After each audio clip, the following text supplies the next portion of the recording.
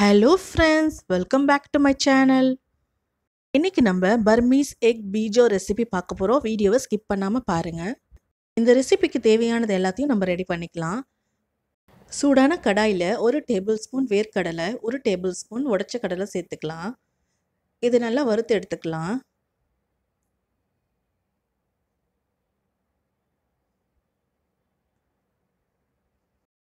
இது நல்லா வறுபட்டதும் ஒரு பிளேட்டுக்கு மாத்திக்கலாம். நல்லா ஆறினதுக்கு அப்புறம் கொரகொரன்னு அரைச்சி எடுத்துக்கலாம்.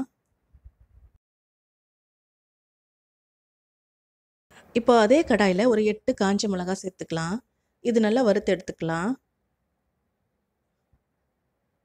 மிளகாய் நல்லா வறுபட்டதும் ஒரு பிளேட்டுக்கு மாற்றிக்கலாம். அது நல்லா ஆறினதுக்கப்புறம் அதையும் கொரகொரன்னு அரைச்சி எடுத்துக்கலாம். இப்போ அதே கடாயில் ஒரு டேபிள் ஸ்பூன் எண்ணெய் சேர்த்துக்கலாம். எண்ணெய் நல்லா காஞ்சதும் நீல வாக்கில் கட் பண்ணி வச்சுருக்க ஒரு சின்ன வெங்காயத்தை அதில் சேர்த்துக்கலாம். இது நல்லா டார்க் ப்ரௌன் ஆகிற வரைக்கும் நல்லா வதக்கணும்.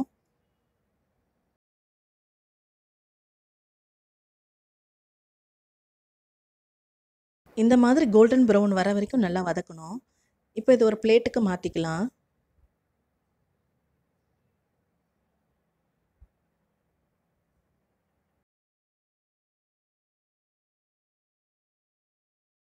இப்போ அதே எண்ணெயில் 5 பூண்டு நறுக்கி வச்சுருக்கேன்.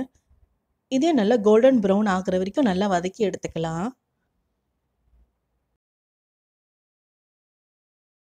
இந்த மாதிரி கோல்டன் ப்ரௌன் கலர் வரணும். இப்போ இது ஒரு பிளேட்டுக்கு மாற்றிக்கலாம். இப்போ பீஜோ செய்யறதுக்கு தேவையான பொருட்கள்லாம் எடுத்துக்கலாம். 3 முட்டை அவிச்சு வச்சுருக்கேன்.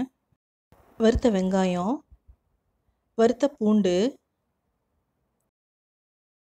கொஞ்சமாக புளி எடுத்து நல்லா திக்காக கரைச்சி வச்சுருக்கேன். ½ லெமன், உப்பு தண்ணி, கொஞ்சமாக உப்பு சேர்த்து கரைச்சி வச்சுக்கோங்க. பூண்டு வறுத்தோல அதோட எண்ணெய், வறுத்து அரைச்ச மிளகாய் பொடி, பொட்டுக்கடலை வேர்க்கடலை பவுடர், கொஞ்சமாக நறுக்கி வச்ச கொத்தமல்லி. இப்போ பீஜோ செய்ய ஸ்டார்ட் பண்ணலாம். ஒரு அவிச்ச முட்டை எடுத்து இது போல் குறுக்க கட் பண்ணிக்கோங்க. 75% மட்டும்தான் கட் பண்ணியிருக்கணும், ஃபுல்லாக கட் பண்ணிடக்கூடாது. இப்போ ஃப்ரைடு ஆனியன்ஸ் எடுத்து அந்த முட்டைக்குள்ளே வச்சிடலாம். இது உள்ள நல்லா ஸ்டஃப் ஆகணும்.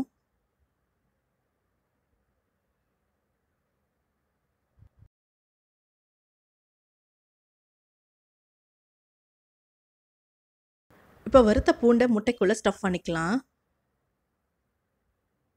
இப்போ கொஞ்சமாக புளி தண்ணி சேர்த்துக்கலாம்.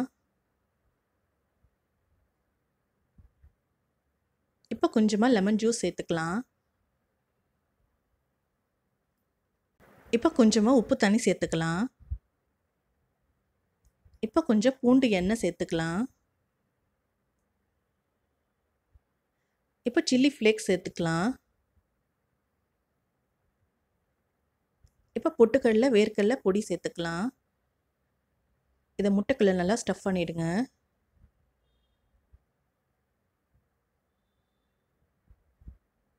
எக் பீஜோ சென்னையில் ரொம்ப ஃபேமஸான ஒரு ஃபுட்டு.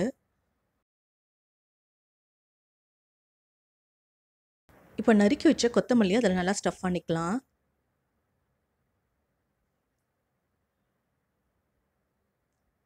இது எல்லாத்தையும் பொறுமையாக ஸ்டஃப் பண்ணிவிடுங்க, முட்டை உடையக்கூடாது. இதே போல் மற்ற முட்டையும் ரெடி பண்ணி வச்சுக்கலாம். அவ்வளவுதான், நம்மளோட எக் பீஜோ ரெடி ஆகிடுச்சு. ரொம்ப சிம்பிள் அண்ட் ஈஸி மெத்தட். நீங்களும் ட்ரை பண்ணி பாருங்கள். ட்ரை பண்ணி பார்த்துட்டு எப்படி இருந்துச்சுன்னு எனக்கு கமெண்ட் பண்ணுங்கள்.